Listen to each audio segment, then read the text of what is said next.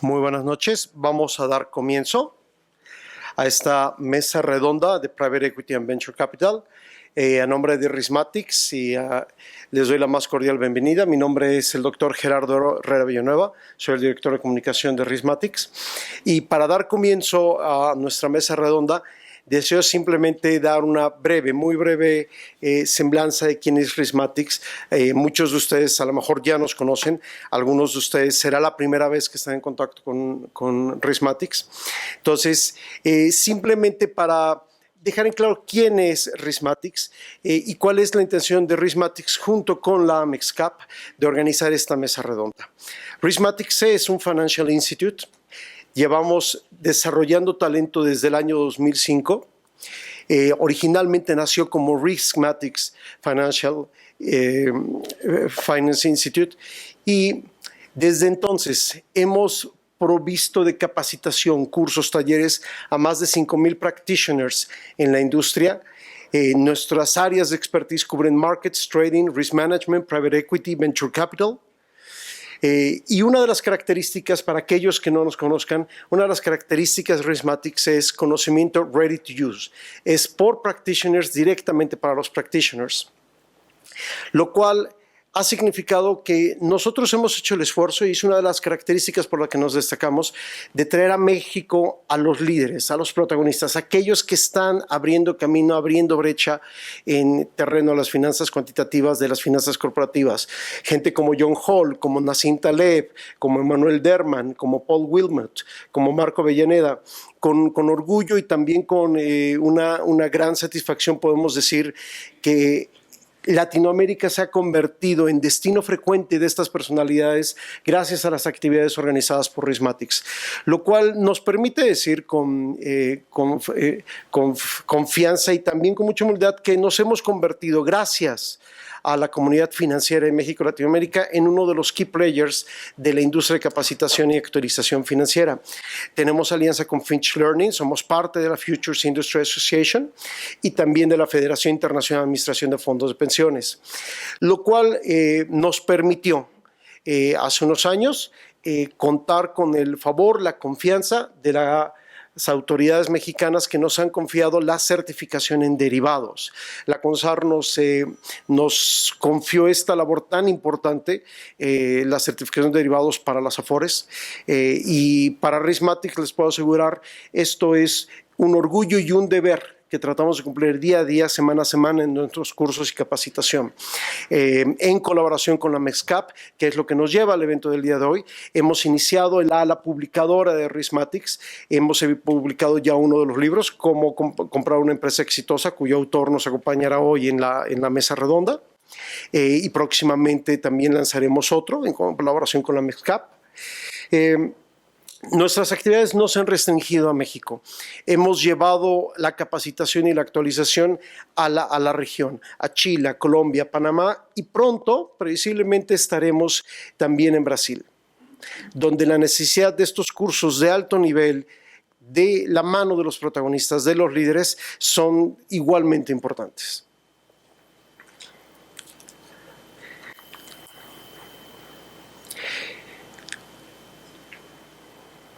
Recientemente, hace 2 años, lanzamos también una revista financiera que es la que les han repartido al llegar. Por favor, véanla, ójenla.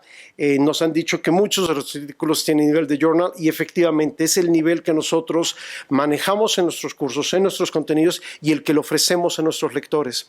En sus ya 7 números, realmente la revista ha logrado convocar a toda una serie de personalidades, desde Hall, Ronald Filler, entrevistas con autoridades del sector, con protagonistas del sector. Muchas de ellas exclusivas. Nadie en Latinoamérica está trayendo estos contenidos específicamente para la audiencia de nuestra región. Desde el año pasado lanzamos Risk and Beyond, Train Risk and Beyond, un canal de YouTube que les invitamos a buscar en nuestro sitio web, lo pueden encontrar, y ahí entrevistamos para la problemática latinoamericana, con preguntas sobre la situación latinoamericana a expertos de la talla de John Hall, de Manuel Derman, de Paul Wilmot, de Suresh Sankaran, que nos acompañará en unos días. Aquí tenemos una mesa redonda con John Hall, Manuel Derman y Paul Wilmot. Puedo decir que poca gente en la región juntaría a estos tres expertos en un solo escenario, en una sola discusión sobre la validez de los modelos de riesgo. Y todavía hay más por venir. Para nosotros, en estos 10 años que celebramos en este año que está a punto de terminar, el camino recorrido no es un punto de llegada, es un punto de partida. Somos conscientes de que la región, la industria requieren cada vez más actualización, más capacitación. Este año lanzaremos Rismatics Trading School, donde se llevará a cabo un torneo de derivados. También lanzaremos pronto los primeros cursos en línea para toda esa gente que no puede por cuestiones físicas de tiempo asistir a nuestros cursos. Uno de ellos el primero será el de riesgo, el que es Suresh Sankaran. Antes de final de año conocerán de ello y conscientes de las tendencias tan importantes que hay y de las oportunidades que se han levantado con las reformas recientes, entre ellos la energética. Tendremos en diciembre un evento único en su tipo en el Museo Sumaya sobre el futuro de la energía y las implicaciones que esto va a tener para los mercados financieros. Y cómo no hablar de un evento que muy posiblemente varios de ustedes conozcan y que ha sido para nosotros ya parte de la narrativa de Rismatics, el Risk Management Trading Conference, que en esta su cuarta edición en el último año tuvo ya el primero fue de cerca de 150 personas, fue una experiencia innovadora, fue un experimento que Rismatics quiso traer bajo un formato que en México no existía, talleres y seminarios concurrentes, 3-4 días de continua actualización y capacitación. El primero tuvo, como decía yo, un poco más de 150 personas, en el último ya tuvimos cerca de 600 personas y absolutamente vamos por más experiencias de networking, de conocimiento, de trato con los expertos, de oír a los protagonistas directamente, lo cual nos permite decir que es la principal reunión en el área de riesgo y trading de su tipo en Latinoamérica. Previamente a esto, pues muchos de ustedes sabrán, los acontecimientos, los eventos, las conferencias de este tipo, pues habría que ir a Miami, habría que ir a Nueva York, etcétera, con una perspectiva norteamericana, no con la específica perspectiva de los mercados latinoamericanos. En estos eventos continuamente hay una gran interacción con los practitioners, con los expertos, desde la problemática de nuestra región.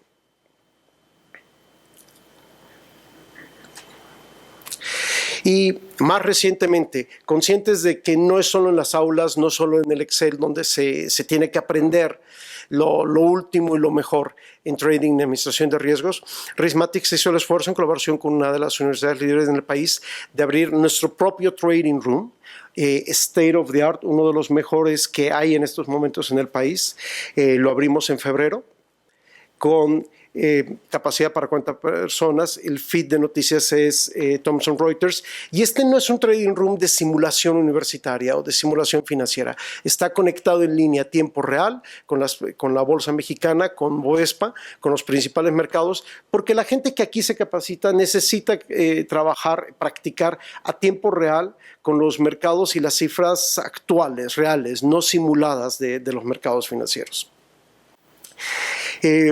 Podemos decir en resumen, nuestra posición actual de liderazgo en capacitación y actualización financiera en México va acompañado de un robusto nombre de marca. La gente ya identifica Rismatics y lo asocia con calidad, con actualización, con líderes, con protagonistas, lo cual nos ha permitido ser una entidad certificadora y que en el futuro próximo iremos creciendo en esa capacidad de certificación de la industria, gracias a nuestras fuertes alianzas, nuestra red de aliados, colaboradores, etcétera, y absolutamente el creciente valor de nuestra red profesional, de toda la gente que ha tomado cursos en Rismatics, de toda la gente como ustedes, vienen a estas mesas redondas, a nuestras conferencias, etcétera, y les invitamos que este no sea debut de despedida, aquellos que es la primera vez que nos conocen, que sea el comienzo de una relación muy fructífera de actualización de conocimiento con Rismatics.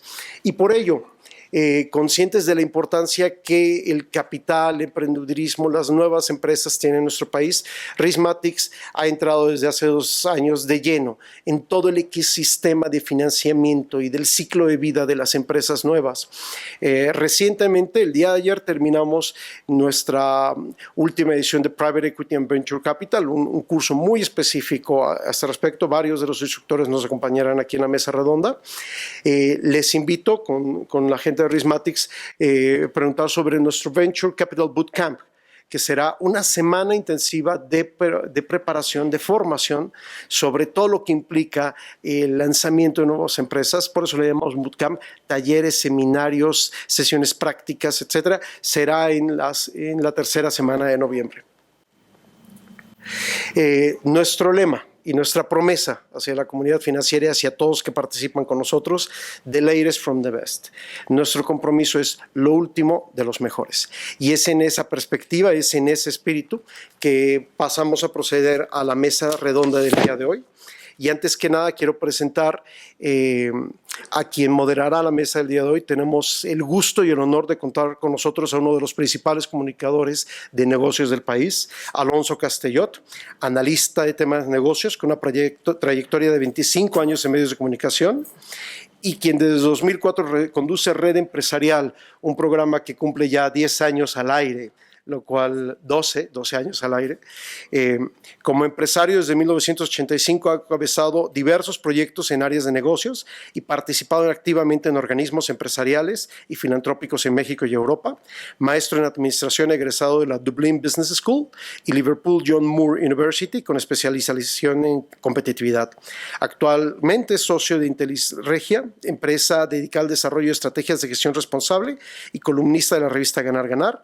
En 2013, Red Empresarial recibió del CEMEFI y de Aliarse el reconocimiento especial a la mejor práctica de comunicación de la responsabilidad social en radio y televisión. Alonso, un gusto y un honor tenerte con nosotros. Muchas gracias. Te dejo tu mesa. Gracias, Gerardo.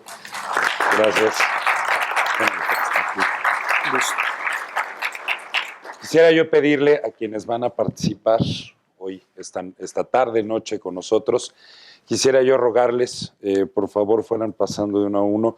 Mauricio Basila, por favor, si eres tan amable. Quiero platicarles, él es socio fundador de un despacho que se llama Basila Abogados, no es coincidencia. Él trabajó varios años en la Secretaría de Hacienda y Crédito Público, en la Comisión Nacional Bancaria y de Valores. Actualmente, pues participa en un montón de consejos de administración de instituciones financieras y por juicio de más de uno de los emprendedores de fondos de capital, probablemente el mejor abogado en la materia en nuestro ecosistema. No es juicio mío, es juicio de emprendedores de fondos de capital. Un aplauso a Mauricio. Muchas gracias.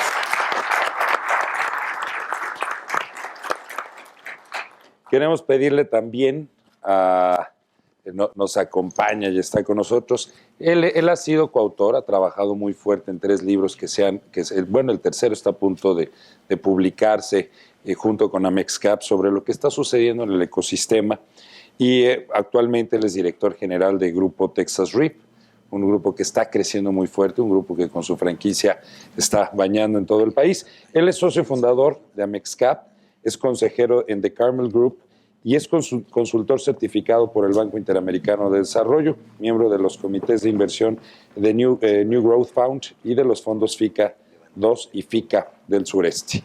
Quiero darle la bienvenida a Luis Pérez Cano. Gracias, Alonso. Nos acompaña también Miguel Duholt, quien es Fund Manager de Adobe Capital, un hermanito de New Ventures, porque yo creo que son los que, como New Ventures, han sido protagonistas del ecosistema emprendedor desde hace varios años. Él es ingeniero industrial del TEC de Monterrey y, bueno, pues antes de estar al frente de Adobe Capital, trabajó en el Cotton Wood Technology Fund. Un fuerte aplauso, por favor, a Miguel Duholt. Pues yo creo que él es ampliamente conocido. No hay mucho que decir de él, todos lo conocemos. Podríamos decir que es el main rockstar del ecosistema emprendedor. Mi querido Marcus Dantus, él, entre otras empresas, entre otros proyectos que ha liderado, Startup Labs México, Guaira México, Abdeo Medical, Innova Médica. Hoy, al frente de Startup México, sin duda, está siendo la cabeza de un movimiento transformador de los sistemas de incubación y aceleración. Mi querido Marcus, qué honor compartir el escenario contigo.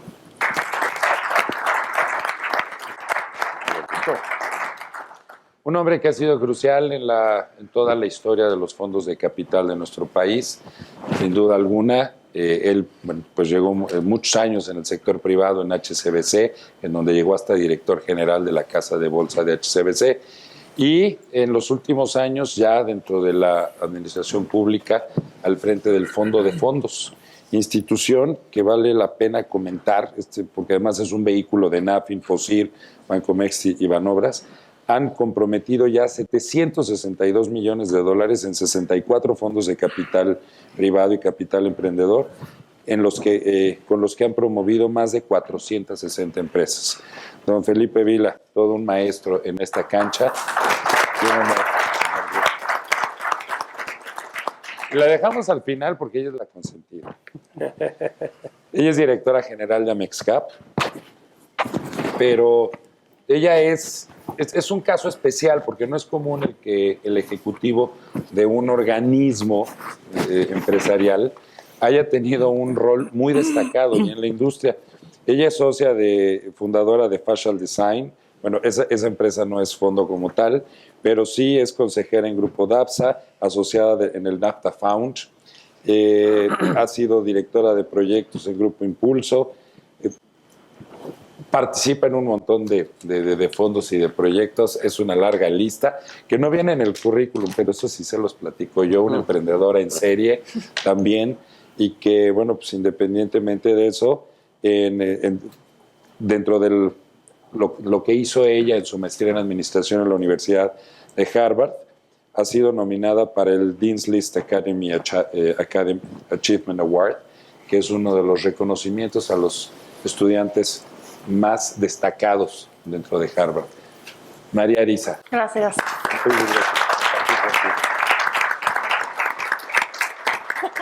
Como la única que nos preparó un preámbulo de lo que es la industria. La única. Y trae números interesantes que nos van a ayudar a entender lo que hoy es la industria de los fondos de capital. Le dejamos la palabra. Gracias. Bueno, pues les agradezco muchísimo a todos que nos acompañan el día de hoy. Le agradezco a Rismatics que haya organizado este evento y a mis colegas panelistas les agradezco porque estos son los expertos, yo nomás estoy aquí de colada. Pero bueno, quería empezar un poco para platicarles pues, en dónde está la industria del capital privado el día de hoy y cómo es que ha venido creciendo en los últimos años. Es prácticamente nueva, tenemos 15 años de haber empezado la industria en México, lo cual es relativamente poco tiempo. Y bueno, en el 2003 justamente nace la Asociación de Capital Privado y había nada más 4 fondos, de los cuales yo estaba en uno con Luis Prescano, que era mi jefe, y tenía la industria menos de $800 millones de activos bajo administración. Y bueno, obviamente, pues la necesidad de un tipo de financiamiento como el capital privado era evidente. Uno pensaría que empresas medianas, familiares, con alto potencial de crecimiento, pues tendrían acceso a diferentes canales de financiamiento como pues, deuda bancaria o como colocación de deuda y capital. Y sin embargo, la realidad es que estas empresas, pues normalmente o algunas de ellas no son capaces de acceder a estos canales y por lo tanto el capital privado pues llega a cubrir una necesidad muy importante. Y por ello empieza a florecer la industria del capital privado en México y obviamente da un impulso y marca un hito muy importante en la industria, el que el gobierno federal empiece a apoyar a la industria del capital privado a través de la creación del Fondo de Fondos. Esto sucede en el 2006. El Fondo de Fondos tiene recursos de las diferentes bancas de desarrollo del gobierno y como comentaba Alonso, pues hoy han invertido cerca de, digo, nos dirá exactamente Felipe, pero alrededor de $700 millones en la industria, lo cual obviamente pues ha impulsado la creación de nuevos y más sofisticados fondos en México. Este es, digamos, uno de los principales momentos en la industria. Otro muy importante es en el 2009, en donde hay un cambio de regulación y donde se permite que las Afores inviertan en fondos de capital privado a través de los vehículos que conocemos como SECADES. Al día de hoy, más o menos tenemos invertidos $6.500 millones en 47 SECADES que están distribuidas en diferentes estrategias. Tenemos SECADES específicos para bienes raíces, tenemos SECADES específicos para infraestructura y energía y para capital privado. Y un par de SECADES para fondo de fondos y para deuda. Entonces, esta puntual participación del capital institucional de los fondos de pensiones ha sido un detonador muy importante en la industria. Y bueno, justamente al día de hoy estamos viendo, y lo habrán ustedes escuchado en las últimas semanas, hay dos nuevos vehículos que se están presentando que se llaman FIBRA-E y SERPI, que justamente lo que vienen es un poco a promover que se sigan invirtiendo los recursos de las Afores de manera más sofisticada en los fondos que consideramos que tienen mejor track record para este tipo de activos, ¿no? Entonces, esto también ha sido un impulsor muy importante. Esta es una labor que ha hecho la Secretaría de Hacienda, la Comisión Nacional Bancaria, la CONSAR, y en donde ha estado la MEXCAP apoyando muy de cerca, gracias a nuestro consejo y a Mauricio Basile específicamente, y creo que hemos avanzado muchísimo en apoyar al gobierno, en mejorar, digamos, las condiciones y los vehículos que hoy tenemos disponibles para este tipo de activos, ¿no? Entonces, eso sucede en el 2009. En el 2013 se crea el Instituto Nacional del Emprendedor, y básicamente uno de los compromisos que tiene el instituto es invertir en la creación de nuevos fondos de capital semilla. Y esto viene a apoyar, digamos, la primera etapa, la etapa más temprana de los fondos de capital. Entonces, obviamente esto genera un círculo virtuoso, porque una vez que hay más capital disponible, pues se genera mucho más emprendimiento y bueno, pues obviamente esto es a nivel nacional, ¿no? Entonces creo que ha sido un factor también muy importante, y al día de hoy se tienen apoyados 37 nuevos fondos de capital semilla con alrededor de 1.850 millones de pesos comprometidos por el gobierno a través del IDABEM en estos fondos, ¿no? Entonces creo que también eso ha sido un detonador importante. Y bueno, obviamente pues el paso de las reformas estructurales también fue muy atinado, y pues obviamente lo que ha hecho es generar una expectativa y un interés muy importante de inversionistas institucionales extranjeros por invertir en estos sectores que antes estaban cerrados al capital privado, y que hoy representan pues oportunidades bien interesantes, sobre todo en el sector de energía y telecomunicaciones. Solamente por ejemplo, en el primer trimestre que tenemos del 2015 ya tenemos 2.300 millones de dólares de inversión en proyectos de energía, de fondos globales importantes como BlackRock, como NCAP, como First Reserve, como Partners Group. Son fondos globales que ya están invirtiendo en nuestro país en proyectos nacionales. Eso nos tiene que dar pues, motivación, ¿no? Y bueno, todo esto ha logrado que al día de hoy, de estos 4 fondos que estaban en la MEXCAP en el 2003, lleguemos a 150 fondos de capital privado hoy que están haciendo inversiones activamente en el país, ya sean regionales o extranjeros, que de esos 800 millones de dólares estemos hablando de 32.000 millones de dólares de capital acumulado comprometido para México, lo cual es una gran noticia para nosotros. Y estamos hablando de que nada más en el 2014 y 2015 tenemos ya transacciones contabilizadas 280 280 transacciones de capital privado por un monto de 5.300 millones de dólares invertidos en el país. Entonces yo creo que con eso les doy una muy buena panorama de lo que está sucediendo. Creo que gracias a la labor de gente como la que tenemos aquí, esto está sucediendo. La industria continúa creciendo y más que veremos, porque esto nada más está tomando más revuelo, ¿no? Cada vez hay más interés, tanto nacional como extranjero, por hacer inversiones en el país. Y también vemos y veo positivamente un cambio de actitud de las propias empresas familiares mexicanas, ¿no? Creo que están abiertas un poco más a escuchar que hay capital privado disponible para ellas, para hacerlas crecer y para ser, pues obviamente, más rentables en el futuro, ¿no? Entonces, eso es... ¿Quisiera alguno de los panelistas agregar algún otro punto en materia de introducción a lo que actualmente es y cómo está funcionando el sistema de capital privado, o nos vamos ya al análisis de puntos específicos?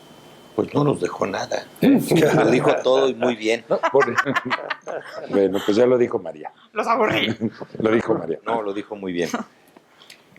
Alguien tiene que poner el desorden. Marcus, te sale bien, te sale bien.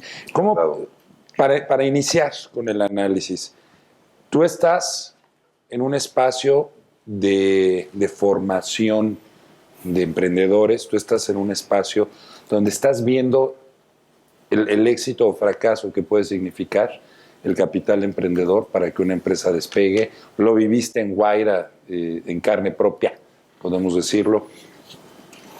¿Qué se ha hecho bien? ¿Qué se ha hecho mal hasta el momento en materia de venture capital en México? Los modelos, las estructuras de éxito, ¿estamos realmente viendo que esto esté logrando intervenir la vida de las empresas, de los proyectos emprendedores? Bueno, mira, sin duda vamos en el camino correcto.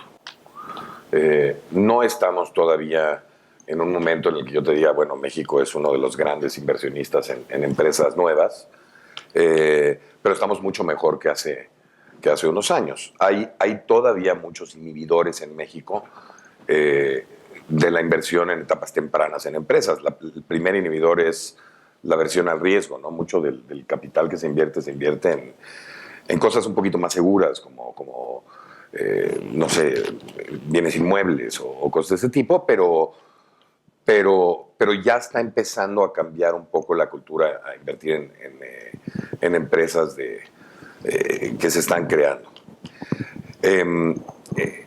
¿Cuáles son los problemas? Pues los problemas es que todavía tenemos que empezar a crear un poco más de salidas financieras para este tipo de empresas, porque eso inhibe todo el proceso. Si no tenemos una bolsa que sea tan bursátil, si no tenemos mucha actividad de fusiones de adquisiciones en México, muchos de estos fondos son muy jóvenes y apenas están empezando a entender, incluso muchos son oficinas, por lo menos los fondos de capital semilla, de los que estaba platicando María Elisa, son, en muchos casos son fondos muy jóvenes que o todavía no empiezan a operar, o están ya empezando a operar, pero están al mismo tiempo aprendiendo todo el proceso de creación de empresa que vive un emprendedor.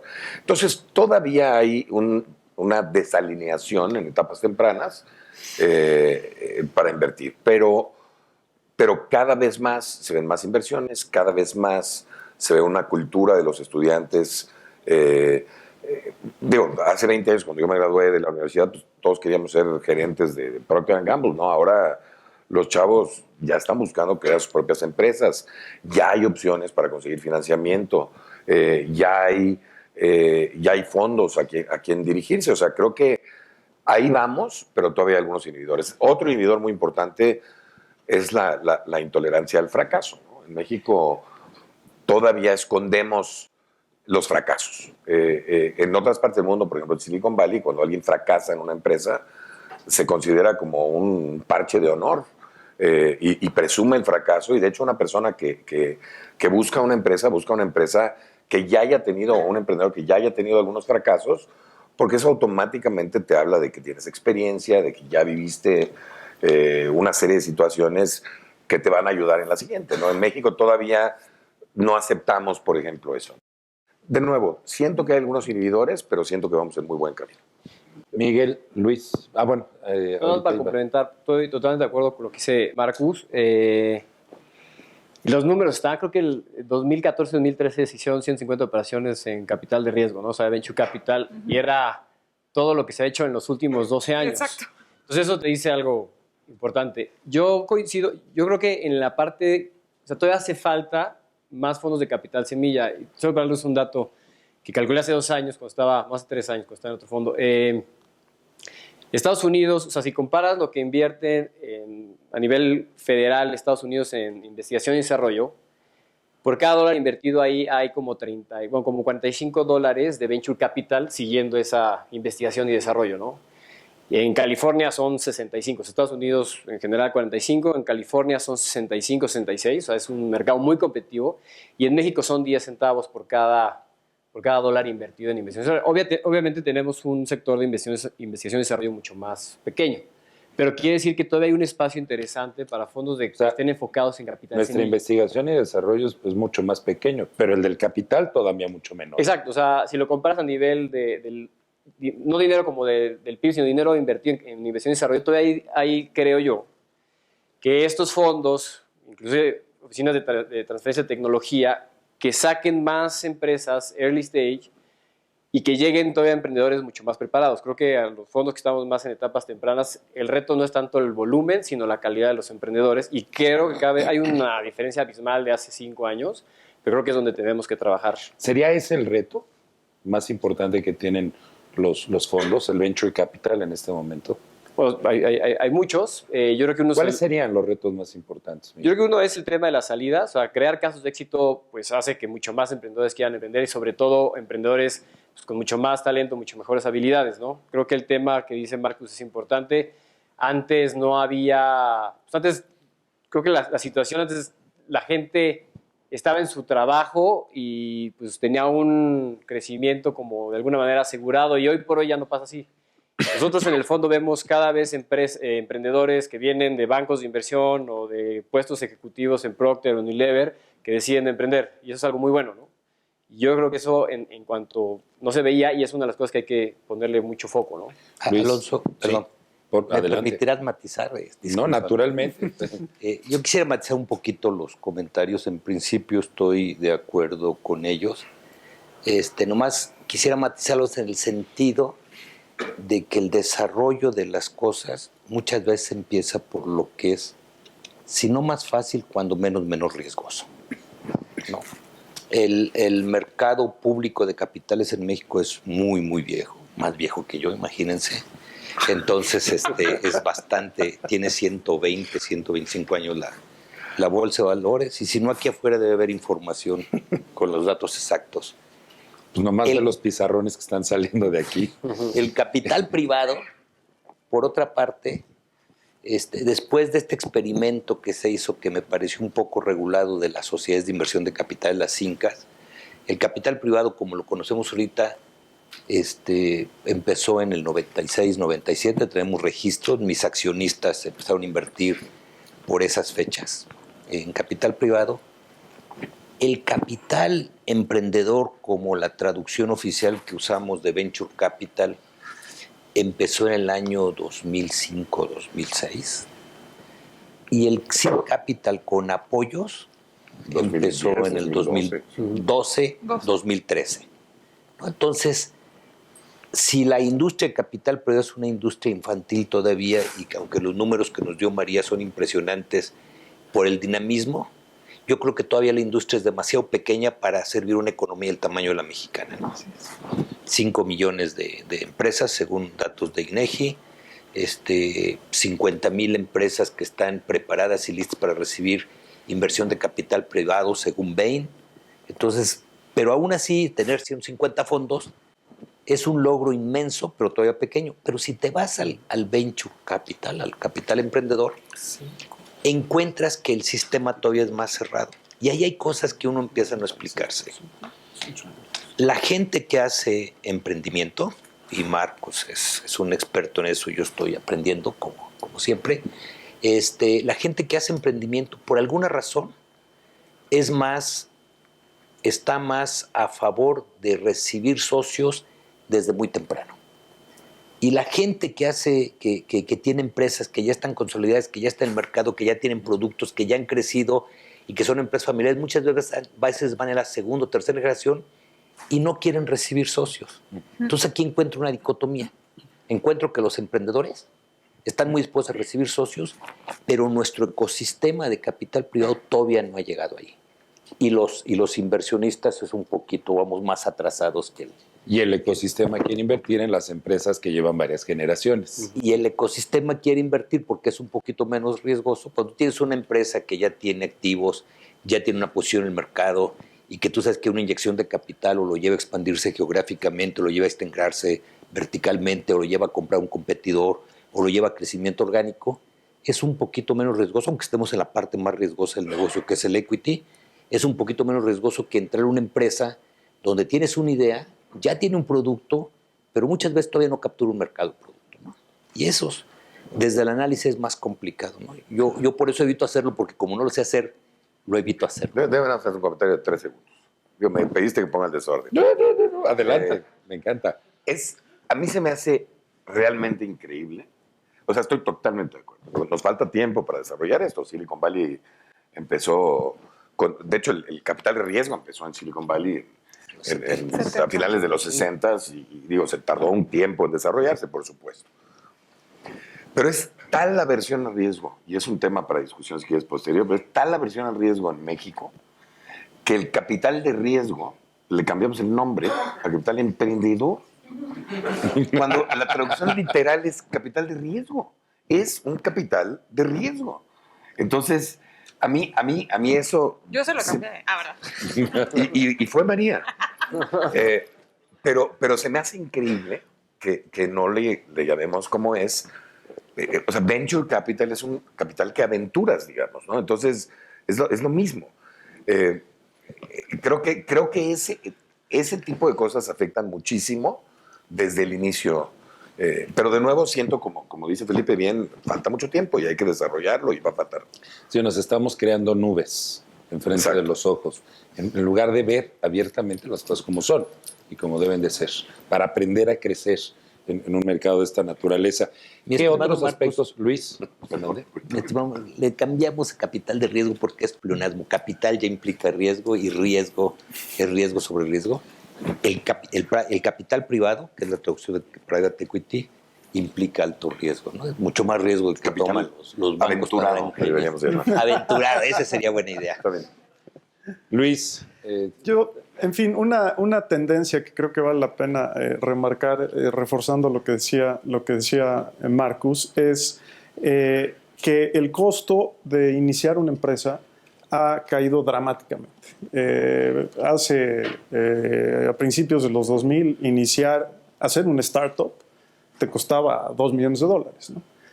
Hoy día, y por eso hay chavos que ya están pensando salir de la carrera o durante la carrera iniciar un negocio, pues a lo mejor con 50, 60, 75 mil dólares inicias un negocio, ¿no? Entonces, eso es un cambio de paradigma bien importante, ¿no? Y le da al mercado y a lo mejor eso contribuye a disminuir la aversión al riesgo, le da una opcionalidad bien interesante, porque pues a lo mejor con 50 o 75 mil dólares o con una parte de eso, si te juntas entre un club de inversionistas o un club de ángeles, te compras pues varias opciones que luego pueden, alguna de esas o algunas de esas despegar, ¿no?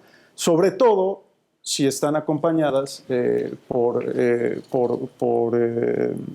¿cómo se llama? Organizaciones como Startup México y tal, que te van haciendo ese proceso de selección de cuáles van teniendo sentido, ¿no? Entonces, yo digo, los retos ahí están, sin duda, pero creo que la dinámica es bien interesante. Quisiera yo regresar al punto, y esta pregunta es para todos.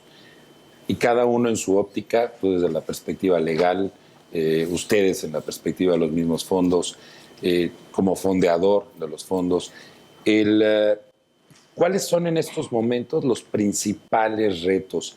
De alguna manera, las grandes tareas para efecto de los fondos, o sea, lo que le toca a los fondos, para que esto acabe de explotar, acabe de florecer, acabe de surgir y ser? ¿Cuáles serían? Pues mira, Alonso, yo creo que un factor fundamental es que logremos como país poner los estándares internacionales para que funcionen los fondos y para que funcione la industria. Lo hemos venido haciendo, pero yo creo que muy a cuentagotas.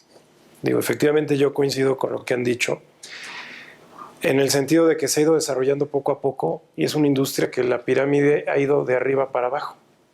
Es decir, primero nacieron los grandes fondos de capital privado, que venían después de haber existido inversiones de capital privado por parte de los bancos, que tuvieron una muy mala experiencia por el marco legal.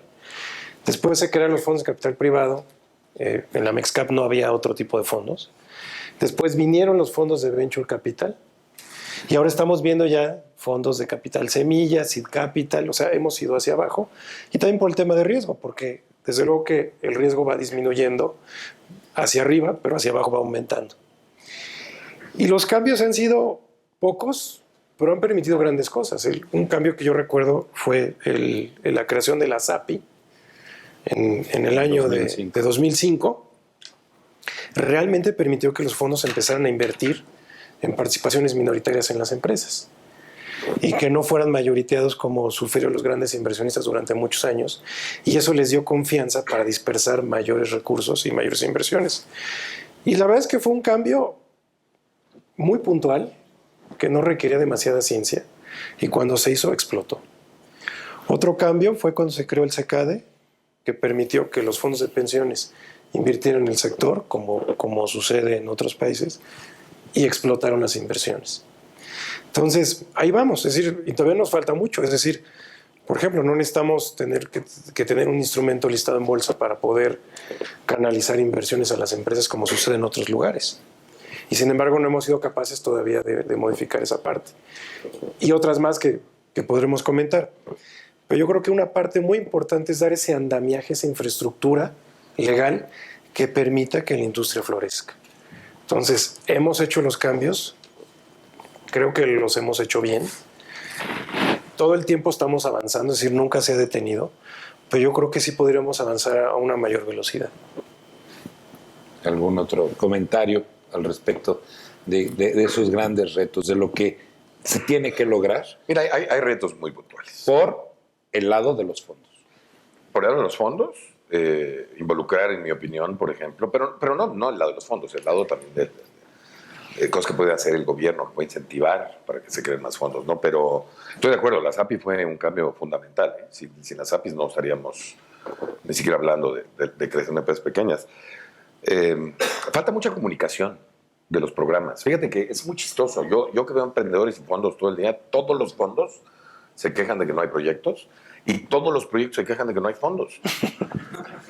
O sea, a veces siento que hay que hacer una fiesta, ¿no? Para que se junten. Las fiestas Zoom podemos con su etiquetita de quién es fondo y quién es emprendedor y nada más que se conozcan. Sí. Yo creo que definitivamente hay que crear, por ejemplo, una bolsa alterna. Probablemente un tipo Nasdaq o un over the counter, o no sé, algo en lo que permita que muchas más empresas... O bolsa PYME, tal cual, como o bolsa existe PYME. en Reino Unido o en Irlanda. Y hay otra cosa bien interesante. Fíjate, yo siento que la industria en general en México participa muy poco todavía. Yo creo que la academia ya está mucho más metida, el gobierno sin duda está apoyando, pero creo que la industria le falta mucho para meterse en esto. Uno de los grandes problemas que tienen las pymes en general en México es que las empresas grandes no compran de una pyme. Y las empresas grandes tampoco arriesgan mucho el patrimonio en esto. En México, hace muchos años, no teníamos una industria de cine, era bastante mala, ¿no? Y se hacían películas muy malas. Y de repente crearon una ley que es la 226, que ahora se llama la 189, creo, en donde tú, como empresa, puedes deducir hasta 20 millones de pesos de lo que vas a pagar en impuestos. El artículo 189. El artículo 189. Y con esto se creó una industria de cine en México. ¿Por qué no hacen algo así, similar, para emprendedores y para fondos? Imagínate la participación que tendría todos los fondos. O sea, el que puedas deducir invirtiendo en un fondo, invirtiendo en una empresa, que además va a tener retornos probablemente mucho más importantes que las Películas. películas. Y esto haría que explote la industria, ¿no?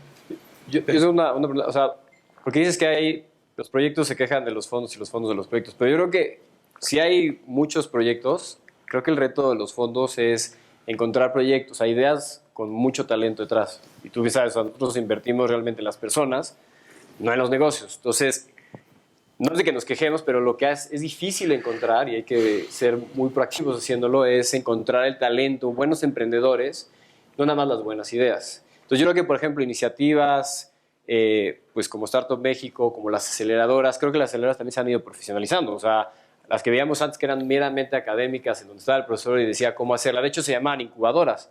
Y es otro de los que yo creo que no se deben llamar incubadoras, porque incubar es incubar a un niño y que no le pase nada. Y al revés, pues debes de sacar al mercado a la idea y pues que le pase lo que le pase. Se muere al día siguiente, pues está bien.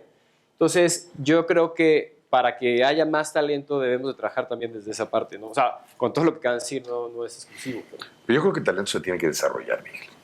Yo creo que nada más encontrar talento es muy difícil. No, porque es un totalmente. país donde todavía es nuevo esto de los startups. Entonces es muy difícil saber. El tener un startup es algo muy situacional. Y eso es, en mi opinión, por lo que no funcionaban las incubadoras en las universidades. Porque si el profesor no es un emprendedor, Exacto. es muy difícil realmente les transmita la parte experiencial de lo que es emprender. Y coincido que hay que desarrollar y hay que enfocarnos más en las habilidades, no en el conocimiento de cómo emprender. Estoy de acuerdo. O sea, el tema es que el talento creo que hace falta desarrollarlo. Sí. Ese es mi punto. Mira, María. Bueno, yo iba a comentar básicamente también dos retos, ¿no? Y creo que definitivamente es el poder contar con más canales de salida para las inversiones de los fondos. Entonces, para la parte de los fondos más grandes, definitivamente tener una bolsa de valores mucho más profunda en la cual podamos colocar empresas pues obviamente un poco más pequeñas de las que estamos viendo hoy.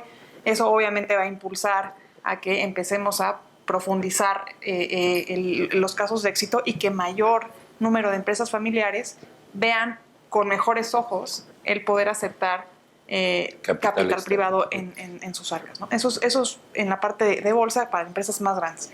Para empresas más pequeñas como Ventures, siento que todavía los corporativos mexicanos no están listos o no están haciendo todavía su labor de comprar las empresas, los startups que están fuera, que ya tienen venture capital dentro, para su propio R&D. O sea, los propios corporativos mexicanos tienen que cambiar la ideología. O sea, en vez de tener un grupo pequeño que está haciendo R&D con pequeños porcentajes, pues están allá afuera muchísimos emprendedores con unas ideas talentosísimas, con fondos de capital emprendedor detrás de ellos, que serían ideales salidas para nuestros fondos de venture capital también. O sea, los propios corporativos mexicanos tienen que cambiar esa ideología, ¿no? Yo siento que el tema de las salidas sigue siendo fundamental para poder desarrollar la industria. O sea, definitivamente yo creo que ese es el reto.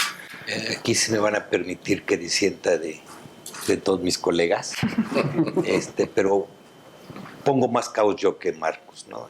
Déjenme decirles, he escuchado mucho que las salidas en México han sido un problema. Yo les voy a dar un dato sólido, firme, porque es algo que vivimos nosotros en la empresa. En los 9 años y medio que tenemos de invertir en fondos, nosotros invertimos exclusivamente en fondos, hemos comprometido casi $800 millones en 64 fondos. Me quedan 53 fondos vivos, 11 fondos completaron su ciclo, es decir, levantaron capital, buscaron empresas, las ayudaron a crecer y las vendieron. En estos años hemos invertido, yo hoy en la mañana tuve que dar una plática a un grupo de latinoamericanos que vino a México y por eso traigo la cifra fresca, no creen que tengo buena memoria. Hemos invertido en 438 empresas y tenemos hoy vivas, porque las contamos ayer, 278. Quiere decir que el 40% de las empresas en que hemos invertido ya hemos desinvertido. Estoy hablando de 9 años, Estoy hablando de una cartera que tenía un poquito de inversiones que ya venían hechas porque nuestros accionistas nos constituyeron transfiriéndonos esto, pero en un periodo relativamente corto, en un ciclo donde hay un fondo que un año levanta capital, 5 años invierte y 5 años desinvierte, el que el 40% de las empresas hayan desinvertido es una cifra impresionante. ¿Eso es ajustado por write-offs o...? No, incluye write-offs.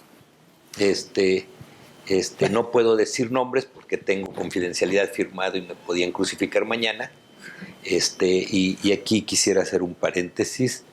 He escuchado que me confunden un poquito con gobierno. Tengo que aclarar que... Es por el origen de los dineros. Por el origen. Por otra pero mira, déjame decirte... como capital de fomento, ¿no? La banca de desarrollo utilizó dinero para iniciar el desarrollo de esta empresa. Nos dieron sus inversiones, nos comprometieron una cantidad de dinero que podíamos llamar cuando lo fuéramos ocupando. Y cuando llegué yo ahí, tenía 2 años la empresa, pues usé el truco que toda la gente que ha dirigido una empresa hace. Si tengo un tope en mi rentabilidad y uso poco equity de los accionistas, el retorno en equity es muy alto, entonces parezco inteligente, ¿no? Entonces es un caminito que los directores de empresas hemos seguido para parecer inteligentes. No he llamado el dinero que me ha dado el gobierno, el compromiso que me dio, he llamado 144 de 250 millones de dólares, pero he levantado dinero del sector social y del sector privado al punto de que el dinero que estamos invirtiendo ahorita viene más de inversionistas diferentes de mis accionistas que de mis accionistas. Entonces, la mayor parte del dinero son inversiones que han confiado en nosotros para que se lo administremos, se lo coloquemos y después lo recojamos, se lo devolvamos. Es impresionante y ahí es otro factor de éxito de la industria capital de riesgo. Hemos sido muy cuidadosos a invertir. Invertimos en fondos que tratamos que se preserve el capital y que nos devuelvan el capital con un retorno. Nos negamos a pagar dividendos a nuestros accionistas y le estamos dando vuelta lo más rápido al dinero que nos dejaron y estamos trayendo dinero nuevo para coinvertir en forma conjunta. ¿Cómo está conformado el capital de fondo de fondos? El capital, a ver, lo que nos llaman fondo de fondos en realidad son 5 empresas y 7 vehículos de inversión. 8 vehículos de inversión, perdón. Cuando nos dicen fondo de fondos, en realidad tenemos 2 sociedades anónimas, una sociedad anónima donde tenemos el dinero, que su nombre oficial es Corporación Mexicana de Inversiones de Capital SADCB. Ahí tenemos el dinero y esta empresa... ¿Y quiénes son los accionistas? Los accionistas son Nacional Financiera, Bancomext, Banobras y Fosir. Y esta empresa invierte como limited partner en 8 vehículos de inversión que tenemos constituidos en Canadá para que sea transparente. Y en esos vehículos de inversión hemos aceptado inversionistas o limited partners diferentes. Lo tenemos constituidos como un limited partnership. Mauricio ha sido nuestro abogado, lo conoce mejor que yo. Y si me equivoco, me corriges, por favor, porque es mi especialidad equivocarme. Tenemos estos 8 vehículos. En estos 8 vehículos empezamos a tener el primer vehículo que hicimos, 97% del dinero es de los accionistas, 3% es de un mareado que confió en nosotros y nos dio a manejar su dinero. El segundo vehículo, que es el vehículo de Venture Capital, 50% del dinero no es de nuestros accionistas y empezamos a tener inversiones internacionales ahí, en el vehículo, porque arriba hacerse socio de la banca de desarrollo es muy difícil, hacerse socio de un vehículo que está constituido como un fondo es más razonable. En ese vehículo la estructura es 50-50. El tercer vehículo... ¿Cuál es la figura jurídica de estos vehículos? Limited Partnership, como un fondo. Es un Limited Partnership constituido en Canadá, donde los inversores pueden venir, es transparente.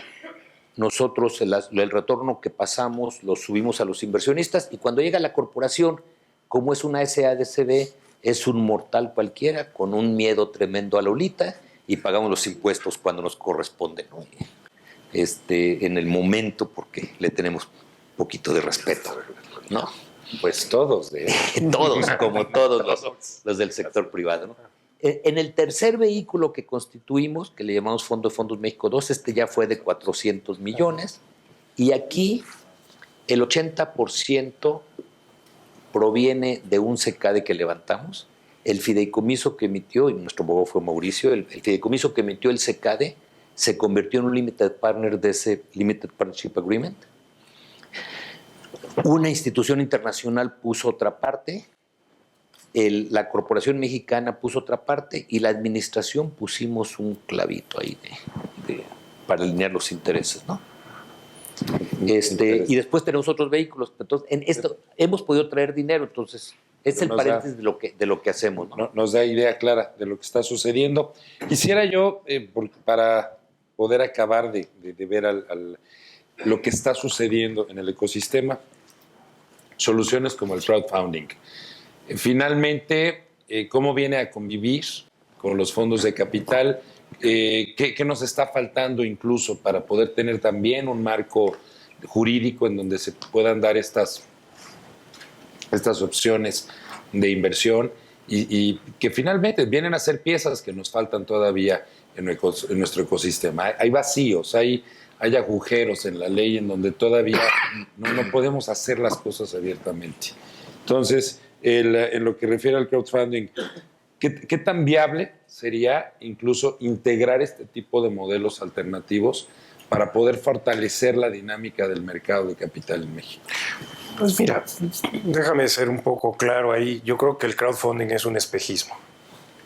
O sea, el crowdfunding, se habla mucho de él. La verdad es que legalmente no lo puedes hacer, ¿no? O sea, legalmente... Y eso es algo que no puedes hacer ni en México ni en ningún otro país. O sea, se ha tratado de generar un buen ambiente para ese negocio, pero tiene riesgos sistémicos serios. O sea, el crowdfunding lo que haces es invitar a la gente a que participe en un proyecto. A la bola. Sin ninguna estructura, sin ninguna garantía, sin ningún marco legal. Esto viene de un principio regulatorio que dice que tú, para captar dinero del público, tienes que ser una entidad regulada como un banco. ¿Por qué? Pues porque tienes que tener supervisión, porque los bancos trabajan con el dinero del público.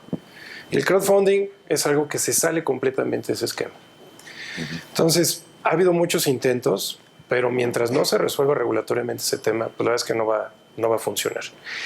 Y yo creo que no se va a resolver, porque necesariamente tú, para poder operar dinero de la gente, necesitas estar regulado. No es lo mismo como en un fondo. Un fondo está dirigido a inversionistas institucionales y calificados que saben perfectamente y entienden el riesgo. Y entonces, pues un fondo, estamos hablando, como se dice en la industria, de gente de pantalón largo que si pierde el dinero, bueno, pues sabe que lo perdió, pero conocía cómo lo iba a perder. El crowdfunding va dirigido a la gente de a pie, al público inversionista, y no hay ninguna regla, no hay ninguna garantía. Entonces, la verdad es que ni siquiera en Estados Unidos ha podido funcionar, porque Estados Unidos, finalmente por presión política, salió una ley que lo que decía, palabras más o palabras menos, es que tenía que esperar a que la Comisión de Valores de Estados Unidos sacara las reglas adecuadas, y la Comisión de Valores no las ha sacado, y no creo que las saque, porque va totalmente en contra de lo que la Comisión de Valores protege, que es el interés del público. Porque puede haber muy buenas intenciones, pero también puede haber fraudes. Entonces, la verdad, creo que no es un modelo que sea fácilmente implementable en nuestro sistema, y creo que en el de varios países. Por eso ves que los proyectos de crowdfunding que sí son, digamos, conocidos, exitosos, son aquellos en los que pues contribuye a la película y te doy una pluma, pero no puedes tú ofrecer un rendimiento por una inversión, porque tendrías que tener un esquema mucho más estructurado, mucho más regulado. ¿Alguien quiere agregar algo al punto? Sí, yo lo intenté, no hacer un crowdfunding. Intenté invertir en ello, hice 2 apuestas con mi dinero personal. Pensé que si daba un ticket de $4,000 me iba a llegar un certificado con una acción. Nunca supe cuál era la evaluación de la empresa que estaba invirtiendo. Puse los $4,000, es muy fácil, me lo cargaron a mi tarjeta de crédito y el banco y el corte me lo exigió, y no recibí nada. Y yo quería verlo. ¿Ni la pluma? No, me ofrecieron un juguete que no pudo pasar por la aduana. Esto fue una inversión. No es cierto, es cierto. Entonces decía, Pero ya no nos digas el juguete. Ahí va. ay, déjalo. No, era un juguete para bebé, era un juguete para bebé. Para bebé y no pudo pasar. Ahí muere. Entonces dije, Aceptamos oye, la secrecía sobre el juguete. pero cuando nosotros empezamos a considerar, oye, apoyamos crowdfunding, apoyamos esto, dijimos, vamos a meternos como persona física, vamos a hacerlo y no pasa nada. Al menos en mi caso personal me costó $4,000 y $3,000. No pasó nada. Sí, yo, nada más para complementar, sí, es exactamente como dice Mauricio, o sea, no sé si supieron, pero ahorita en Kickstarter una empresa mexicana, Nevia, levantó $2 millones, que es una regadera que ahorra, pues, no sé, 80% de agua, con la promesa de que cuando se dé, te pueden dar una de las primeras regaderas. Pero si no pasa, pues te quedaste como Felipe, ¿no? No te llega. No, bueno, pero lo que pasa es que hay dos tipos de crowdfunding. O sea, está ese crowdfunding y está el crowd equity. Sí, yo estoy hablando del crowdfunding. Como Sí, dice Mauricio. crowdfunding funciona y funciona de maravilla. Exacto. De hecho, es una manera increíble de validar el producto que están pensando hacer, porque lo validas directamente con el público y ellos te precompran. Básicamente lo que estás haciendo es prevender. ¿no? Pero no tienes retorno sobre la empresa, simplemente. No. Recibes tu regadera o tu regadera firmada o un Sí. agradecimiento de la empresa, como el caso de Felipe. Y ¿no? yo creo que en materia de proyectos sociales es donde estamos viendo el fenómeno más, Por eso, pero más interesante. Pero crowd equity además tiene dos problemas muy serios, ¿no? El primero es el problema de las valuaciones, porque ¿quién pone la evaluación? O sea, no hay una metodología, son empresas tan nuevas que toda la evaluación es completa, son puros intangibles y es una evaluación Arbitraria. totalmente arbitraria. El segundo problema que tienen es el problema del dumb money. O sea, toda la gente que aporta dinero a estas empresas no necesariamente está aportando conocimiento o está aportando algo para estas empresas. Ahora, dicho esto, yo acabo de invertir en una empresa de crowdfunding, de crowd equity en México. ¿Y también te dijeron que te van a mandar tu juguete? No. No, pero y además hay otro problema, que es el lavado de dinero. No, por supuesto. ¿Cómo regulas eso? O sea, ¿Cómo evitas? Por eso, pero ¿cómo regulas? Eso es una locura. Ahora hay drones, ¿no? ¿Cómo regulas drones? O sea, hay muchas cosas que va a ser muy difícil regular. Yo creo que el crowd equity también eventualmente va a ser difícil regularlo, porque hay muchos hoyos en la ley. O sea, tú puedes no comprar acciones y simplemente comprar una opción y ya le diste la vuelta en parte, ¿no? O sea, hay maneras de hacerlo. Aquí me gustaría, para todos los emprendedores que en estos momentos están volteando a ver a los fondos, ¿cuál es la diferencia entre el venture capital y el private equity? ¿Hay algún punto de cómo podemos definir la diferencia de uno y otro? Bueno, básicamente el venture capital va a las empresas de más reciente creación, con probablemente ventas, pero no aún en EBITDA positivo probablemente, con mucho potencial de crecimiento. Pueden ser desde proyectos con modelos de negocios probados, como es el Seed Capital, hasta serie A y B con inversiones superiores a los 5 a 10 millones de dólares. Y el capital privado, yo diría, es para empresas ya estabilizadas, con alto potencial de crecimiento, en donde lo que estamos buscando es tal vez abrir comercios en otras latitudes o crecimientos de productos o de industria o digamos de diferentes segmentos de la empresa, y yo creo que más bien yo diría que es la diferencia primordial. No sé si estoy Está perfecto, está perfecto. Yo tengo más preguntas, pero como probablemente ustedes tengan algunas más interesantes que las mías, tenemos micrófono para si alguien quiere participar del público. ¿Alguien quisiera? Tenemos 1, 2, 3, 4 más los que se sumen en el siguiente rato. Entonces, sí nos van a pasar, sí hay micrófono para... ya viene para acá. Entonces, iniciamos en la primera fila. O quienes están hasta atrás para que de una vez se venga el micrófono de allá para acá, para que camine menos. Optimicemos los tiempos. Por favor, tu nombre. Hola, ¿qué tal? Francisco Ortega de Saga Ventures. Tengo un par de preguntas. Marcus estuvo hablando de los fracasos, ¿no? Que en Estados Unidos califica de buena manera los fracasos. ¿Cuáles creen que serían los fracasos de ustedes como administradores de fondos de capital privado? ¿Qué pasos están dando, Mauricio, en temas de lobbying para tener como vehículos similares a aquellos en el extranjero? Existen las FICAPs, pero no puedes desinvertir antes de los 2 años, ¿no? Tienes que tenerlas prefondeadas. Habló, creo, Miguel, de transparencia, o no sé si recuerdo si fue Marcus. ¿Qué información realmente se están compartiendo entre la industria, ¿no? ¿Creen que existiría algo como Cambridge Associates de, oye, yo estoy teniendo un rendimiento de tanto en tales fondos? ¿O cómo sería esa transparencia, compartimiento de información? Tal vez Felipe podría compartir algunos pensamientos sobre eso. Adelante, quien guste. Yo te puedo comentar. contestar la de Cambridge Associates.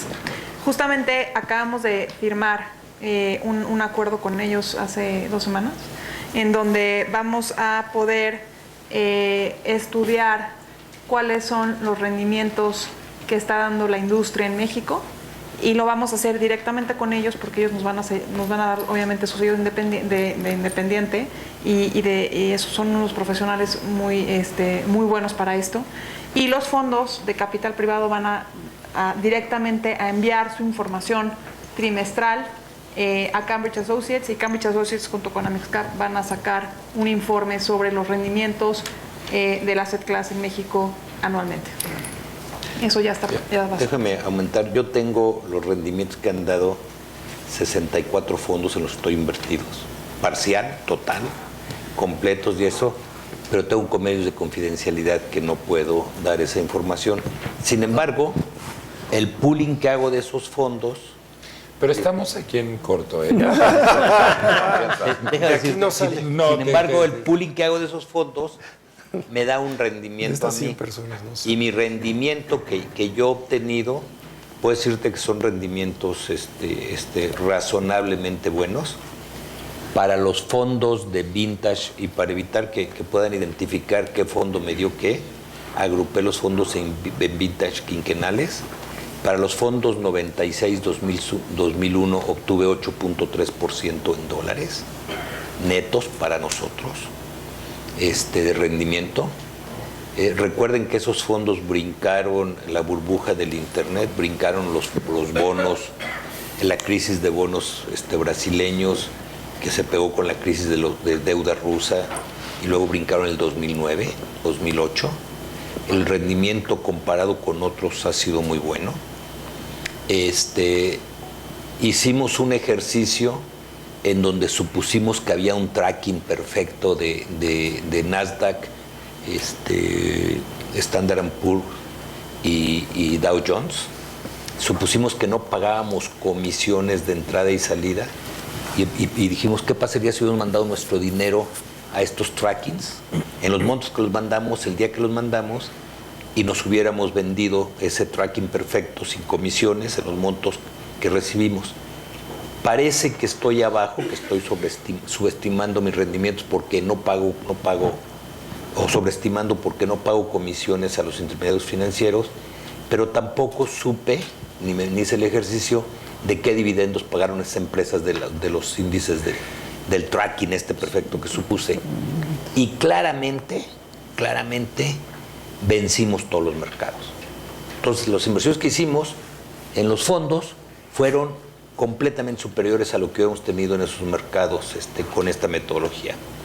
El siguiente tramo de vintages que tendríamos, que sería 2001-2005, en ese tenemos rendimiento parcialmente realizado. Y esto es una idea de lo que están dando los fondos, porque nosotros invertimos en fondos, no invertimos en empresas, ¿no? Tenemos 11.5% de rendimiento, del cual el dinero que invertimos en los fondos entre 2001 y 2005 ya nos lo devolvieron, ya nos dieron una TIR del 5.5% en dólares, y lo que les queda a esos fondos, que es aproximadamente 32, 33 empresas, si ahorita se quemaran y no estuvieran aseguradas, habríamos salido con un retorno del 5%.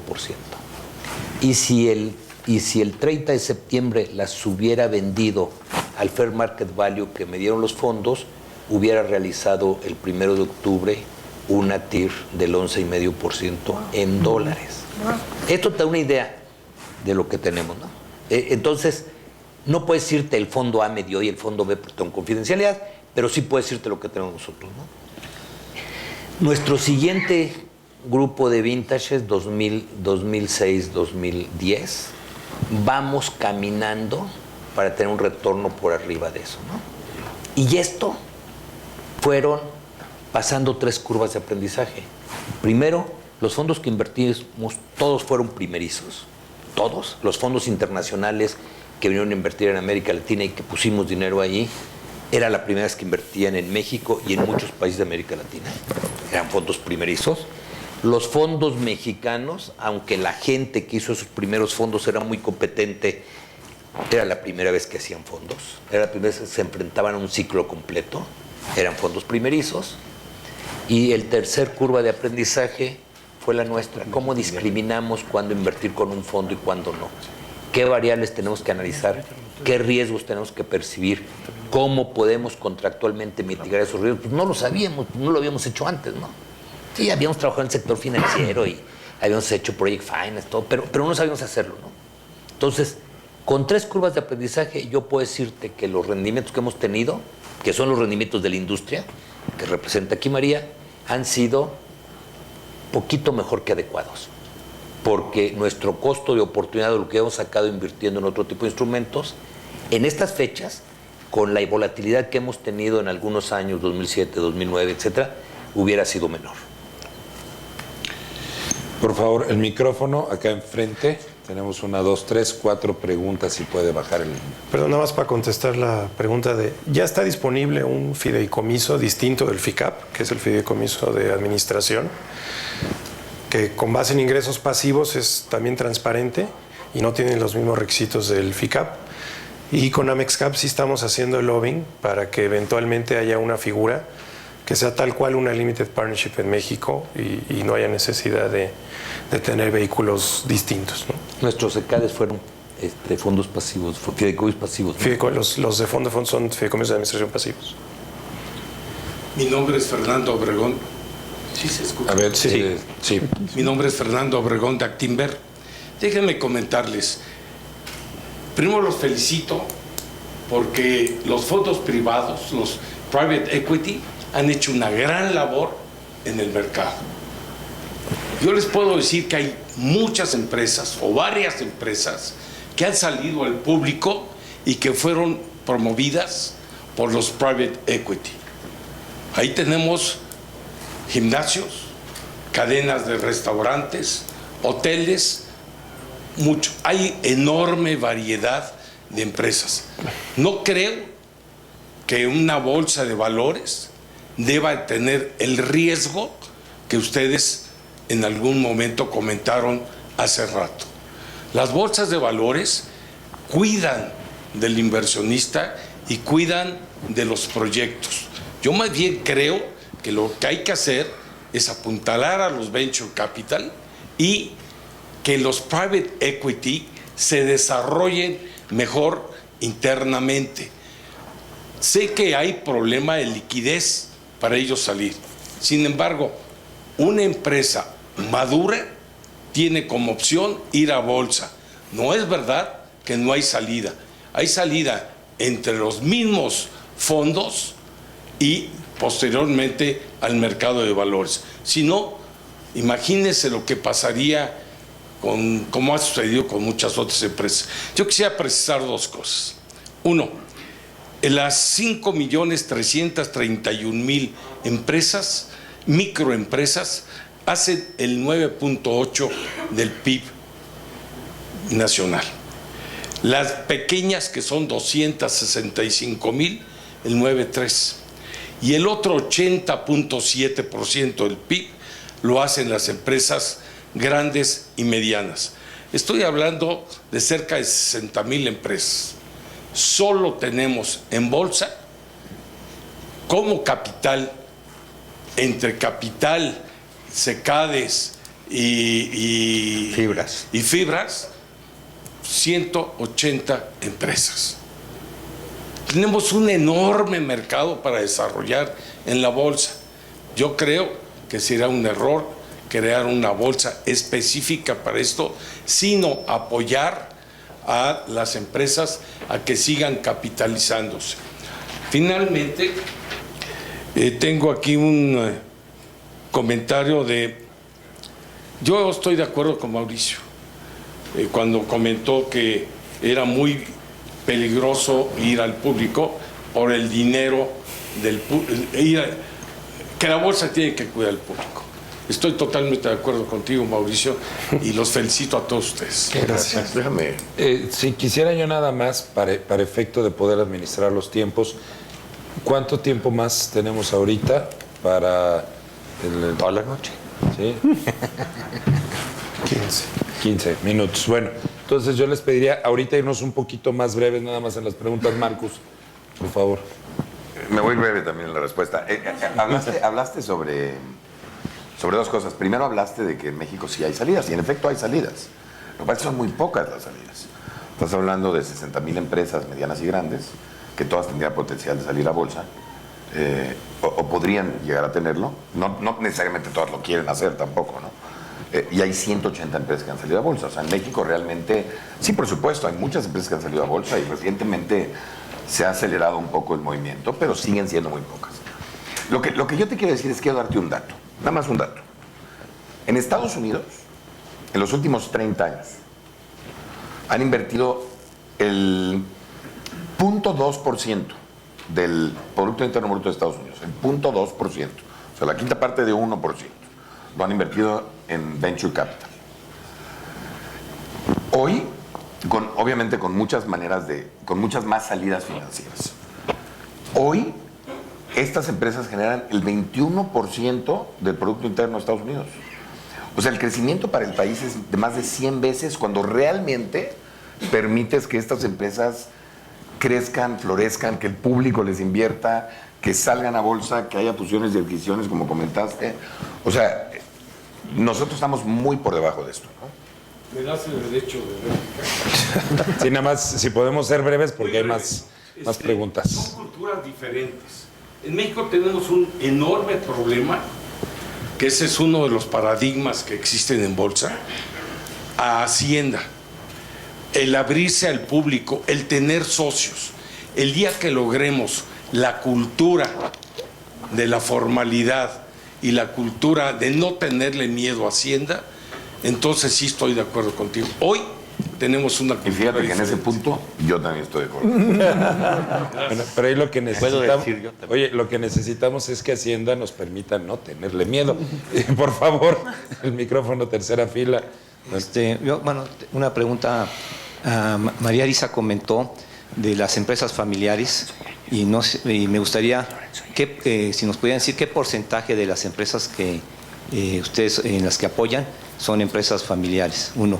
El otro es, ahorita comentó Fernando y se comentó mucho de la salida a bolsa, y yo creo que es poco lo que sale a bolsa de lo que se maneja, y quisiera oír sus opiniones. Y el otro, quiero hacer una aclaración. El concepto de capital de riesgo en México comenzó en el 84, cuando se logró que en la Ley de Sociedades de Inversión apareciera el concepto de SINCAS. Que déjenme decirles que el proyecto original, y le consta a Fernando, lo presentamos como SICARIS, que decía Sociedades de Inversión de Capital de Riesgo, y en esa ocasión Miguel de la Madrid, que era ni siquiera todavía secretario, sino estaba como secretario del ramo en Hacienda, no le gustó el concepto de riesgo, dijo no, todo aquí es riesgo, y le puso SINCAS, y así es como salió, y su fin era llevar empresas a bolsa, y yo creo que eso no lo debemos de olvidar, porque después hubo un cambio, porque tenía muchos problemas de tipo fiscal, porque toda la ventaja era hasta que salieras a bolsa, al salir a bolsa ya no tenías que pagar impuestos, y entonces muchos se fueron por los fideicomisos, que eran mucho más fácil de manejar fiscalmente. Pero yo creo que no se nos debe de olvidar que los tenemos que llevar a bolsa, porque ese es el punto donde todos nos beneficiaríamos de las empresas. Y esa es mi pregunta, ¿Qué tanto estamos haciendo para realmente llevar esas empresas a bolsa y que beneficie a más inversionistas? No dijo su nombre, Emilio Illanes, y sale en radio. Pero... Sí, Emilio Juan Alonso Castellón, y no soy palero ahorita. Sí. Déjame contestarte, Emilio. Mira, hay un dato. Si quitas las fibras y los CECADES, empresas listadas en bolsa en todo lo que va de este milenio, el 33% han sido apoyadas por la industria capital de riesgo. Ese es el dato que, si pones los CECADES, si pones las fibras, ya se pulverizan. Pero empresas listadas en bolsa, en lo que conocimos los que trabajamos hace mucho tiempo en casas de bolsa, ese es el dato, 33%, una de cada tres. Eso es lo que se ha logrado. Es poco. Si tú ves datos en Estados Unidos, datos en Inglaterra y eso, de las empresas que salen a bolsa, el 50, 48, dependiendo los años, son empresas que fueron apoyadas por un fondo de capital privado o, más grave, de venture capital, que allá sí los hacen crecer como cohetes y las llevan a bolsa el mismo fondo, ¿no? Empresas muy nuevas. Todavía nos falta, pero para allá vamos, ¿no? Ahora voy yo. Por favor. Sí, yo soy Ramírez Pérez Blanco y hace como 10 años me involucré en el asunto de por qué en México no existe un mercado fuera de bolsa. Bueno, hablamos con diputados, presentamos iniciativa, estuve con Basila, no vacilando, pero sí proponiendo algo. Finalmente tengo mi idea del por qué en México no tenemos un extrabursátil, ni un Nasdaq, ni unas cosas así, ni un PIN-CHIPS, ni nada. Ahora quisiera ver si después de 10 años ya tiene otra opinión Mauricio Basila de por qué no tenemos un Nasdaq en México o un PIN-CHIPS. Sí. Gracias.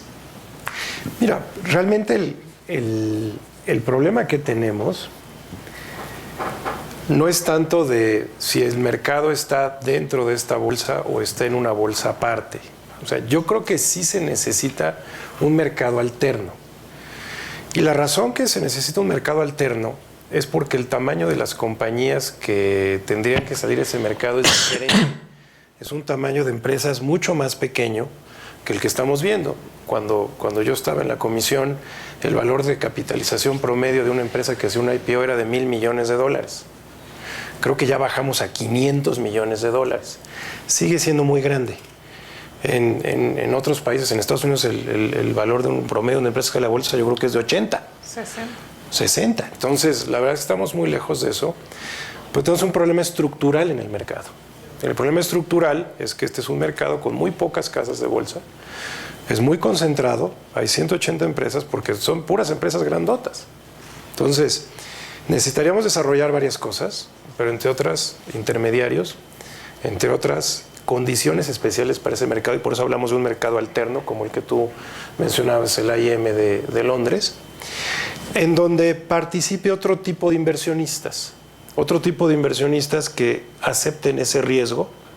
Quizás son inversionistas también institucionales y calificados, que no participen nada más en la parte del private equity, sino que también participen como tomadores de esas empresas, porque hay que entender que esto es como un camino, es una pirámide que va subiendo. Entonces tú empiezas con el seed capital y es un rendimiento, y con el private equity es otro rendimiento, en el IPO es otro rendimiento, pero no se acabó ahí la vida de la empresa. Pues ¿cuántos inversionistas han hecho fortunas a partir del IPO de Facebook, por ejemplo, o de otras compañías? Entonces, independientemente de dónde esté situado el mercado, yo sí coincido contigo que sí se necesita. O sea, sí se necesita, y yo creo que sería bastante exitoso. Lo que se necesita es dar ese andamiaje, esa estructura y que funcione. Yo creo que Mauricio le da el clavo con el tema de los intermediarios. Yo creo que ahí es donde reside el problema. Si los intermediarios están buscando la siguiente colocación, aludiendo aquí a nuestro amigo de Actinver, si están buscando la siguiente colocación de 200 o 300 millones de dólares, pues va a seguir habiendo 2 IPOs al año. Y pues sí, probablemente uno de esos 2 sea patrocinado por un fondo de capital privado. La verdad es que los costos de salir al mercado en México, los costos de la bolsa no son muy altos. Lo que es muy alto es lo que yo le llamo los costos de banca de inversión. O sea, sacar una empresa a bolsa es muy caro. Sin embargo, ahí es donde creo que los fondos de capital privado pueden jugar un papel fundamental, porque el fondo de capital privado ya corrió a lo largo de 3 o 4 años con esos costos de banca de inversión, ya les va a presentar un prospecto de colocación casi hecho, ya les va a presentar una empresa bien conformada en donde les va a minimizar esos costos de banca de inversión. Entonces yo sí creo, y creo que ahí las casas de bolsa de middle tier tipo Actinver, creo que tienen un campo, si se animaran a patrocinar empresas de 50, 60 millones de dólares, parece mentira que en México las capitalizaciones de mercado de las empresas que sean a bolsa sean más grandes. Pero déjeme defender el tiempo se nos agotó. Sí. Va a defender a Actinver. Es importante. Poner una empresa en la casa de una casa de bolsa, poner una empresa en la bolsa, tiene que hacer research, tiene que hacer investigación, tiene que darle seguimiento y es bien caro. La regulación, yo creo que correctamente pone murallas chinas entre los que están vendiendo y los que están haciendo trading y los que hacen investigación y todo eso para defender a los inversionistas, pero te lo hace muy caro. Entonces no es tan sencillo, no es decir, mira, coloco una empresa pequeñita y el mercado le va a dar liquidez todo. Hay que hacer una labor muy grande y si en esa empresa que colocas pequeñita y el dueño, la familia, no está dispuesto a vender el 70, 80%, sino más el 30%, olvídate. Va a ser una empresa sin liquidez, va a ser un problema. Entonces no es tan fácil. Pero si el vendedor es un fondo de capital privado, solucionas muchos de esus problemas. Nos están marcando que el tiempo se acabó. Vamos a la última pregunta. Perdón, me marcaron que el tiempo se acabó. Déjame puntualizar los costos. Lo que pasa es que si nos alargamos ya no vamos a dejarme entrar. El costo es 0.80 en una emisión de 5 años por 500 millones de pesos. 0.80. De 1%. De 1%. 0.80. O sea, si eso le llaman altos, bueno, me rindo. Por favor, gracias. Gracias. Daniel Calderón, básicamente la pregunta es para María Isabel, me parece. María, perdón. ¿Dónde podemos acercar a las empresas? Porque, bueno, hace rato hablaban de hacer una fiesta, ¿no? Para presentarlos a las empresas. Yo hago muchas fiestas, es muy importante decirlo. De hecho, hay una fiesta. Hay una gran fiesta. Pueden No, soy asesor de pymes y, bueno, hay muchas empresas que requieren financiamiento y, pues, bueno, hay buenas opciones para los inversionistas, pero a veces acercarse a la Mexcap es un poco difícil por los costos y... entonces, ¿cómo podemos hacer para llevar empresas a las...? No, claro, te agradezco mucho. La Mexcap, definitivamente uno de los objetivos más importantes es justamente vincular a los posibles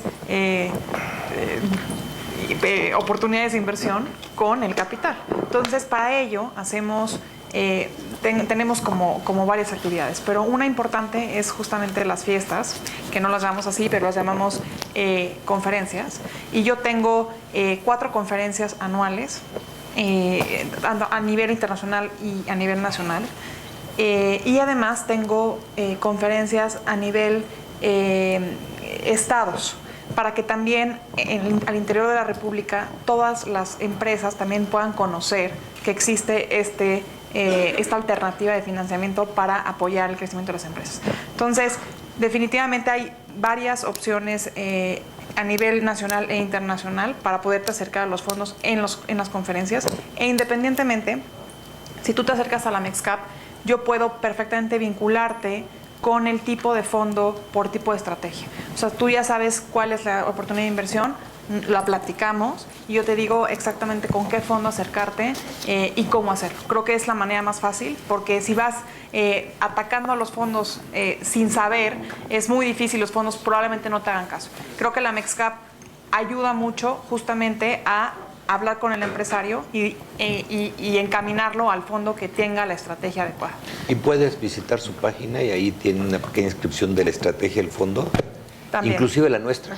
Así es. En los fondos estamos invertidos, le pedimos autorización para poner un poquito de estrategia Y si tú le das un clic ahí, en realidad nuestra página te redirige a la página del fondo y tiene correo electrónico donde presentarlo y todo eso. Igual en la Mexcap. Cada uno de los fondos que tenemos está la estrategia, en lo que invierten, etcétera, pero además podemos, por supuesto, apoyarte de manera personal. Y si oyes Red Empresarial ¿Perdón? de 9 a 10 de la noche en Radio Red, también te puedes enterar cuando van a haber eventos, ¿eh? Claro. Bueno, pues para cerrar, simplemente quisiera yo pedirles una reflexión de la importancia de prepararnos, de la importancia de acercarnos al recurso, podríamos decirlo, académico que se está desarrollando alrededor del ecosistema del capital. ¿Qué tan importante es en este momento prepararnos? Porque finalmente es una industria joven y todos los que estamos aquí somos chavos, ¿no? Pero ese es un punto todavía más, que todos lo tenemos claro. Pero la importancia de prepararnos, de educarnos, de estar en condiciones en cuanto al conocimiento, de poder estar al día y en lo que requieren el ecosistema para que podamos jugar. ¿Quién quisiera comentar al respecto? Luis, tú te has metido a estudiar mucho y muy a fondo el ecosistema. Bueno, pues sí, la verdad es que cuando empezamos a levantar dinero para el fondo NAFTA, pues nadie sabía lo que era capital privado en México. Entonces, mucha parte de la chamba que hacíamos María y yo era pues educar a todo mundo, desde las autoridades hasta los potenciales inversionistas, los empresarios pues, que no sabían que podían tener un socio adentro de sus empresas. Y entonces pues, se ha ido construyendo una base de investigación. Yo he publicado un par de libros al respecto, vamos a sacar el tercero junto con Amexcap en un par de semanas. Entonces creo que es clave y me parece una excelente noticia lo que comenta María de que Cambridge Associates va a empezar a medir rendimientos, porque esa es otra cosa que falta. Cuando alguien está metido queriendo hacer análisis, se encuentra con un tremendo vacío de datos. Entonces, en la medida en la que haya más información y sea más pública, creo que ayudará de manera muy importante a la industria. Te veo con ganas de decir algo, Mauricio. Te vi así como que... No, yo creo que lo dijo muy bien. Lo dijo muy bien Luis. Yo creo que nada más como una reflexión final, sí coincido en que faltan canales de comunicación en la industria y yo creo que este tipo de eventos, los eventos que hace Rismatic, los eventos que hace Amexcap, las asistencias incansables de Felipe a los foros. Y ahora va a ser en la azotea de Zoom. Yo creo que sí. Muy bien. Es estar difundiendo porque realmente se desconoce mucho lo que es la industria del capital privado y cómo puede ayudar a una empresa, ¿no? Bueno, pues agradecemos a nuestros amigos de Rismatics. Yo creo que... Los voy a invitar al foro de Venture Capital que tenemos, que se llama Mexico VC Day. Es en San Francisco el siguiente jueves. Y la verdad es que es un foro bien interesante en donde la intención es justamente vincular a los fondos de VC de allá, de Silicon Valley y del área de San Francisco, con los fondos VC mexicanos y emprendedores de allá y de acá. Y obviamente la intención es buscar atraer capital a México y hacer posibles conversiones con estos fondos. Así que si están interesados, por favor, pues en la página y están pues muy bienvenidos. Muchas gracias. Pues gracias a María Ariza, directora general de Amexcap. Claro. Naturalmente a Felipe Vila, director general de Fondo de Fondos. A Marcus Dantus, quien es, no director, es el emprendedor de Startup México, el emprendedor de emprendedores. Gracias. Naturalmente a Miguel Duholt, quien es también emprendedor de Adobe Capital. A Luis Pérez Cano, director general de Grupo Texas Rip. Y naturalmente a Mauricio Basila, abogado especialista en estos temas. Gracias a todos, un privilegio estar con ustedes. Y yo te despido a ti, Alonso. Muchísimas gracias. Gracias. Muchísimas gracias a todos, a María Ariza, directora general de Amexcap, a Felipe Vilá, a Marcus, a Miguel Dujalt, a Luis Pérez Cano, que tenemos una larga relación ya en esta industria de Private Equity and Venture Capital, tratando de hacer... Cuando empezó Rismatics, todo el mundo lo relacionaba con riesgos y trading, mercados y lobos de Wall Street. Decían, cuando estábamos empezando esta industria, en capacitación. qué tiene que hacer Riskmatics en términos de capacitación de Private Equity and Venture Capital. Y una persona de un fondo me dijo, Alan, el nombre de Riskmatics lo dice, es Risk Capital, ¿no? Y como bien lo decía Marcus, es capital de riesgo. Es decir, como este tipo de programas que hacemos en capacitación, pues empezamos hace casi 6 años. Y pues el que lo creyó, lo inventó, y el que no se puso a verlo, tenemos grandes programas para capacitar al medio y al sector. Y les agradezco nuevamente a toda la industria. Esta mesa que acaban de ver aquí es un Dream Team, créanme que no hay más, son los pilares fundamentales del crecimiento de esta industria. Alonso Castellot, gran amigo y ahora sí promotor de Riskmatics, gran promotor de Riskmatics desde que empezó. Muchísimas gracias a todos.